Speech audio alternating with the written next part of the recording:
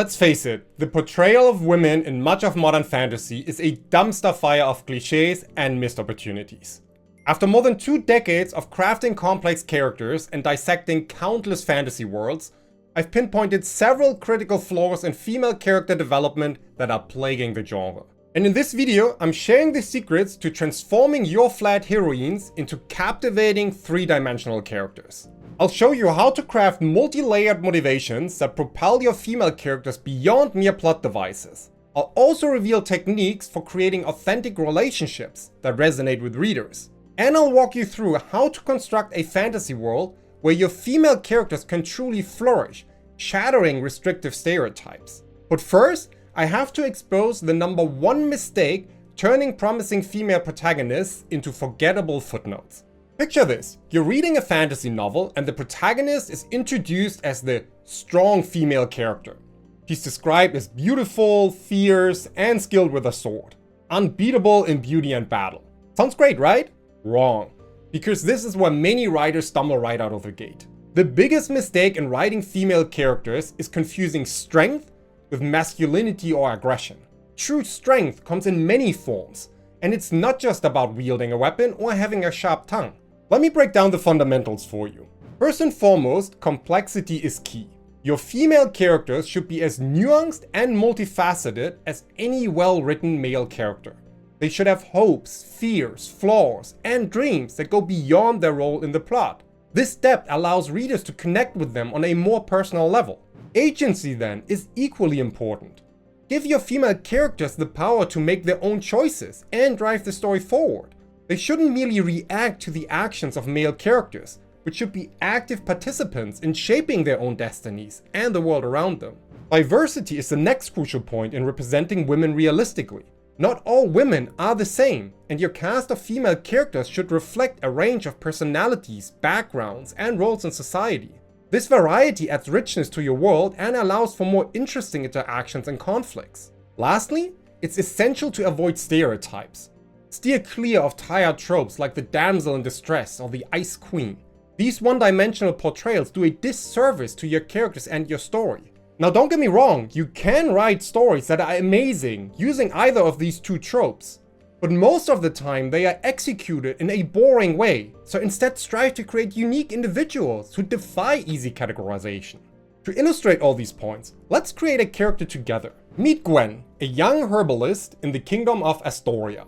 She's not a warrior princess or a powerful sorceress, but her knowledge of plants and healing will play a crucial role in our story. So now that we've laid the groundwork, let me take you through the vast landscape of female character types. Remember, diversity isn't just about race or background, it's equally about the richness of personalities, roles, and experiences. Think about the women in your life. Your mother, your sister, your best friend, your boss. They are all unique individuals with their own strengths, weaknesses, and quirks. Your fantasy world should reflect this real-world diversity. Here are some archetypes and roles you could explore. First, we have the leader. Consider a character like Cersei Lannister from Game of Thrones, but without falling into the evil queen trope. Imagine a female ruler who's compassionate yet firm, facing the challenges of leadership with wisdom and grace. Her struggles might involve balancing the needs of her people with the harsh realities of governance. Then we have the mentor. Picture a wise woman inspired by Galadriel, but instead of being an ethereal elf, she's a battle-scarred veteran. This mentor figure could be teaching the next generation, passing on hard-earned lessons about survival, strategy, and the cost of conflict. There's also the scholar. This archetype fits our developing character Gwen. As a herbalist, she fights not with swords, but with knowledge. Her battlefield is a laboratory or library, where she strives to unlock nature's secrets to heal and protect her people. Now, we cannot forget about the rebel either. Think of Eowyn from Lord of the Rings, but explore the nuances of her defiance further. What drives her rebellion? Is it personal ambition or desire for societal change?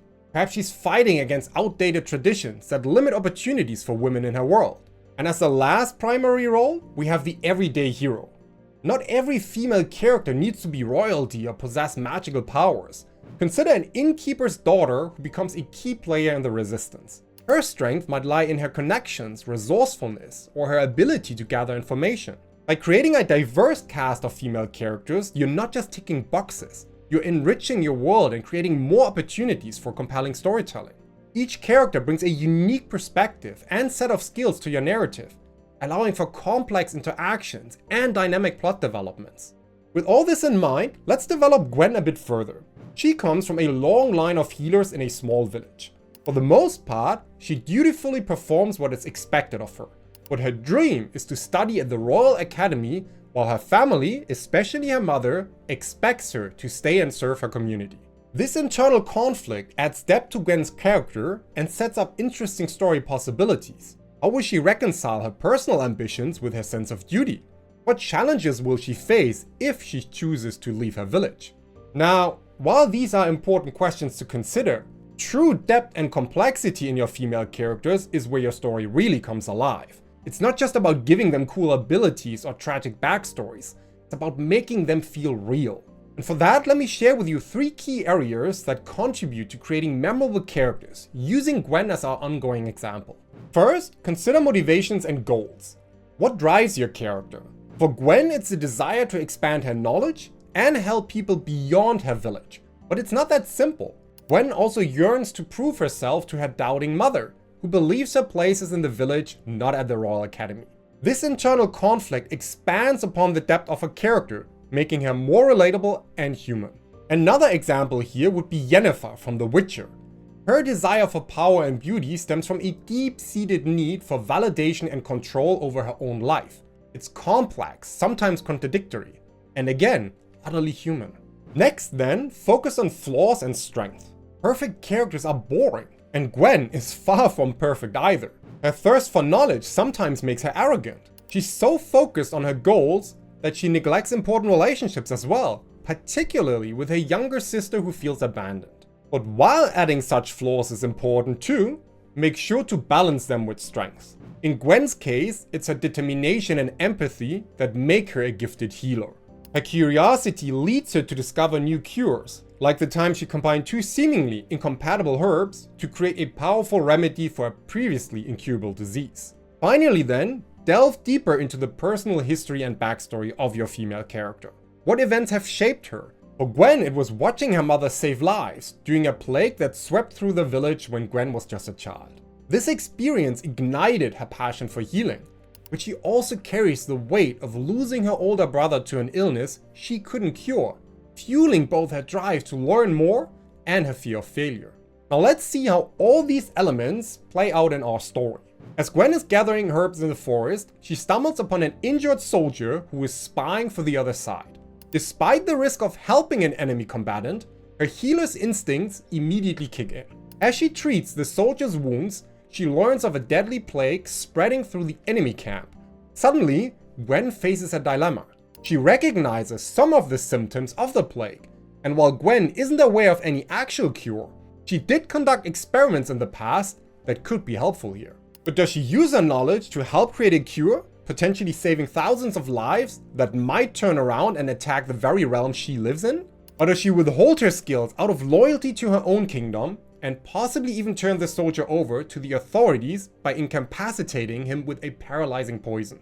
Now this scenario showcases Gwen's compassion, her ethical dilemma, and her crucial role in the larger story, all without making her swing a sword or cast a spell. It highlights how her knowledge and choices can have far-reaching consequences, demonstrating that strength and influence can come in many forms. Now that we've delved into the inner workings of our female characters, let me share with you how they interact with the world around them. Relationships are the lifeblood of any good story, and how your female characters navigate these waters can truly make or break your narrative. For me, there are 3 key areas to consider when crafting these interactions. First, focus on interactions with other female characters. This is where many writers stumble, often falling into the trap of unnecessary competition or cattiness. Instead, show the full spectrum of female relationships. In Gwen's case, we see this in the relationship with her mentor Zara, an older healer who challenges and supports her. We also see it in her complex relationship with her mother, who struggles to understand Gwen's ambitions. Think about the nuanced relationships between female characters in works like The Witcher. The interactions between Yennefer, Ciri, and Triss Merigold are complex, sometimes conflicting, but ultimately supportive. Second then, consider interactions with male characters, but avoid falling into the pitfall of defining female characters solely by their relationships with men. don't shy away from meaningful connections either. Gwen's relationship with her father illustrates this balance. He respects her skills and ambition, but after having lost a son already, he wishes she'd be content with the village life, creating a dynamic tension that drives part of her story. Point 3 then is to pay attention to power dynamics. This is crucial in shaping how your female characters operate within your fantasy world. Are they working within this system, rebelling against it, or something in between? Let's see these elements in action. Gwen eventually arrives at the Royal Academy, herb satchel in hand, ready to begin her studies. Her invitation was a direct result of her actions months earlier. When faced with the injured enemy soldier, she made the difficult decision to treat his wounds and let him go, honoring her healer's oath. However, while withholding the soldier's identity, she also reported the information about the plague to her kingdom's authorities, including some ideas about how it could be cured. This crucial intelligence led to a strategic truth, saving countless lives on both sides, and caught the attention of the royal court, earning her a place at the academy. But instead of open arms, Gwen is met with skepticism. The chief healer, an older woman named Maren, seems determined to see her fail. As Gwen struggles to prove herself, she forms an unlikely alliance with Alvin, a noble-born student. Together in their second year at the academy, they uncover a plot to poison the king. Suddenly, Gwen must navigate court intrigue, prove her worth to the academy's chief healer, and race against time to create an antidote. This scenario showcases various relationship dynamics.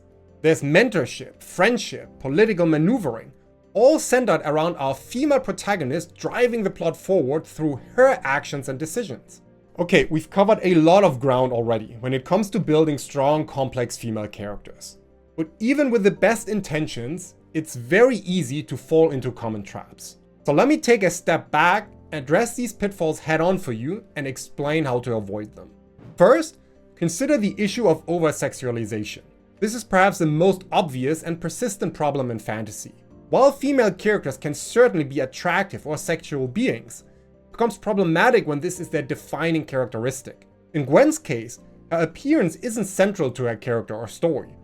Her value stems from her knowledge, skills, and choices. When described physically, much of the focus is on things that relate to her character, such as her calloused hands from working with herbs and the earth, or her keen eyes that miss no detail. None of this diminishes the fact though that she's actually incredibly beautiful. It's just not the main focus. Next then, be wary of this strong female character trap. As we discussed earlier, strength isn't just about physical prowess or a defiant attitude. True strength comes in many forms: resilience, compassion, intelligence, and adaptability. Gwen's strength lies in her determination, her ethical compass, and her ability to think on her feet. She doesn't need to wield a sword to be strong. Lastly, avoid token representation. This pitfall is closely tied to creating diverse, well-rounded characters. Don't include female characters just to have included female characters. Each one should have a purpose in your story, a unique voice, and a fully developed personality. In our story, Gwen isn't just the female character. She's a crucial part of the narrative. So let's see how we can subvert these tropes. As Gwen works tirelessly on the antidote for the king, she's approached by Lord Cedric, a charming noble who seems unusually interested in her progress. He offers to provide rare ingredients for her research in exchange for private updates on the king's condition.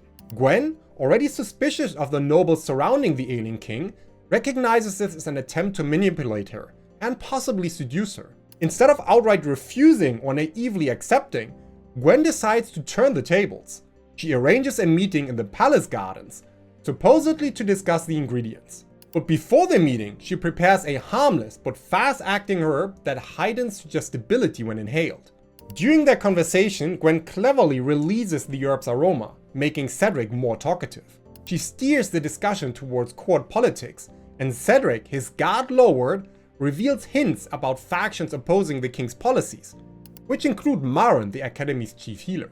As the meeting concludes, Gwen thanks Cedric for the enlightening conversation and immediately consults Alvin to discuss her findings. This scenario demonstrates Gwen's intelligence and resourcefulness. She uses her wit, knowledge of herbs, and understanding of human nature to navigate a complex political situation, all while staying true to her ethical standards as a healer.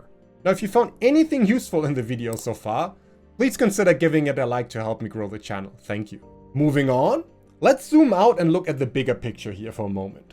The world you create plays a crucial role in shaping your female characters. It's not just about avoiding sexist tropes in your character writing. It's about crafting a world that allows for complex, realistic portrayals of women. First, we have societal roles and expectations. What is the status of women in your fantasy world? Are they equal to men, or do they face systemic challenges? Maybe your world has a matriarchal society, or perhaps gender isn't even a factor in determining social roles at all. In Gwen's world, healing is a respected profession open to all genders, but leadership roles are traditionally male-dominated, with Maren leading the Royal Academy being a rare exception. This creates an interesting dynamic where Gwen has respect in her field, but faces challenges when she begins to uncover the political plot. Then we have magic systems and gender dynamics. If your world includes magic, consider how it interacts with gender. Is magic equally accessible to all? Are certain types of magic gendered? And how does this affect society? In Astoria, herbal knowledge is widely respected, but advanced healing techniques taught at the academy are often seen as masculine due to their scientific nature. This adds an extra layer to Gwen's struggles at the academy, where she might face prejudice for excelling in both traditional and advanced methods. Let's see how these world-building elements play out as our story continues. As Gwen continues her investigation into the poisoning plot, she uncovers a network of healers and herbalists across the kingdom, many of them women. These individuals, often overlooked in official power structures, have been quietly influencing events for generations, using their knowledge to heal, protect, and occasionally intervene in political matters. However, Gwen's discovery is complicated by her earlier realization about Maren's involvement in a faction opposing the king's policies. She begins to suspect that the chief healer's position at the academy might be part of a larger, more intricate political strategy.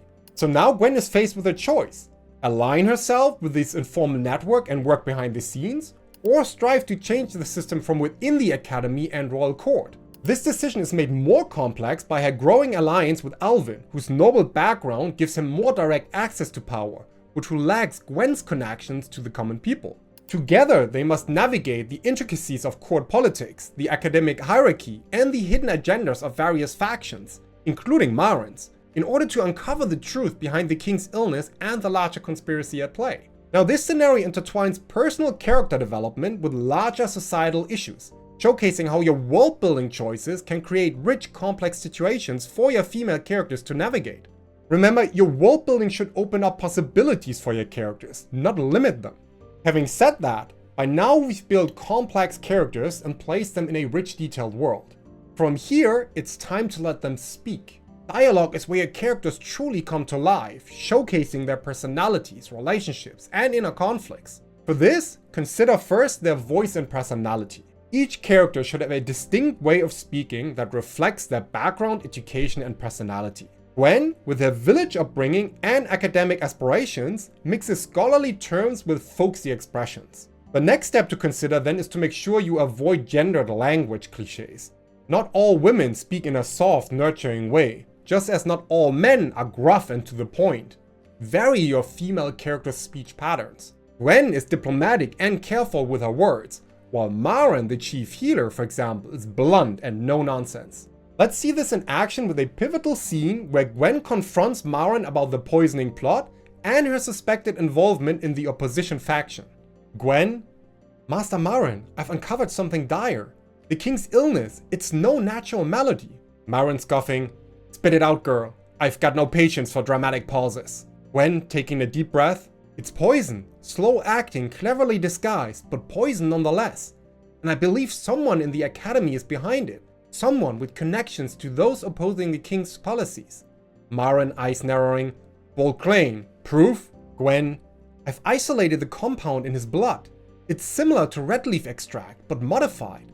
Only someone with extensive alchemical knowledge could have created it. Someone like you, perhaps. Maren leaning in, voice low and dangerous: You're playing a game far beyond your understanding, Gwen. I suggest you tread carefully. Very carefully. Gwen, swallowing hard but meeting Maren's gaze: I'm not playing any game. I'm trying to save the king's life and prevent a war. If that's beyond my understanding, then help me understand. Maren, straightening up, face unreadable: You want to understand? Fine. Meet me in the East Wing laboratory at midnight. Come alone or don't come at all. Now, leaving my poor voiceover skills aside, This dialogue maintains the tension between Gwen and Maren, leaving their resolution unclear. It showcases their distinct voices, Gwen's determination mixed with uncertainty and Maren's authoritative and slightly threatening tone. Now, if you're hungry for even more practical tips, make sure to sign up for my free weekly newsletter, because it's packed with bite-sized actionable advice to transform your world building and fantasy writing in just 5 minutes a week. You can find the link in the description below. Moving on, just as it is with their male counterparts, a compelling character arc is essential for creating memorable female characters in fantasy. It's not just about making your character stronger or more skilled, it's about fundamental changes in perspectives, values, and self-understanding. Here are the key elements of a strong character arc. First, we have a starting point. Establish your character's initial state, including their beliefs, flaws, and goals. Then we need challenges. Present obstacles that force the character to question their assumptions and grow. Next comes internal conflict. Create tension between the character's old self and emerging new perspectives. This is followed by turning points. Include pivotal moments where the character must make difficult choices. From here we get to gradual change. Show the character's growth as a process, not a sudden switch. While doing so, this requires consistency. Ensure the character's core values remain intact even as their perspective evolves. Because this then leads into a meaningful transformation. By the end, the character should have undergone significant personal growth that affects how they interact with their world. Now, before we examine how these elements apply to Gwen's story, let's briefly conclude her journey. Gwen's investigation leads her to a shocking truth. The secret network of healers, convinced the king's policies would lead to a devastating war, had indeed poisoned him. But Maren was actually not part of that plot.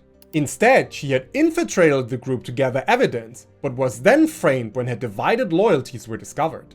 As the king's conditions worsens and tensions rise, Gwen faces one of her greatest challenges as a healer. Together with Maren, she races against time to create an antidote. Ultimately, it is Gwen's unique blend of traditional village remedies and advanced academy techniques that proves crucial in countering the complex poison that threatened to kill the king. In a tense scene before the court, Gwen and Maren administer the cure to the king. As he recovers, Gwen seizes the moment to speak truth to power. Gwen reveals the deadly plot, but also articulates the genuine fears and grievances that drove the healers' network to such desperate measures. It was that intervention of hers, paired with the goodwill Gwen had earned by saving the king in the first place, that eventually led him to agree to only banish the responsible parties, rather than execute them, keeping Gwen's identity as a healer who preserves life intact despite her intervention. On top of it, she also proved herself to Maren, making her third year a less antagonistic one by the chief healer. So with Gwen's story having come to an end, let's briefly see how her arc looks based on the elements shared earlier. First, we have the starting point. Gwen begins as an ambitious village herbalist, eager to study at the Royal Academy, but conflicted by her duty to her family and community. Then we have the challenges. At the academy, Gwen faces skepticism from Maren and must prove her worth. She's thrust into court intrigue and a plot to poison the king, forcing her to apply her skills in high-stakes situations. During all this, there are internal conflicts. Gwen struggles between her village healer ethos and the more clinical, politically charged environment of the academy. She grapples with using her knowledge for political gain versus staying true to her healer's oath. Eventually, we have the turning point. Discovering this secret healer's network and Maren's complex role forces Gwen to make difficult choices. She must decide whether to work within this system or challenge it, all while racing to save the king's life. This leads to the gradual change. Gwen evolves from a somewhat naive village girl to a savvy political operative. She learns to blend her traditional knowledge with advanced techniques and to navigate complex relationships with figures like Maren and Lord Cedric. What about consistency then? Well, throughout her journey, Gwen's core values as a healer remain intact.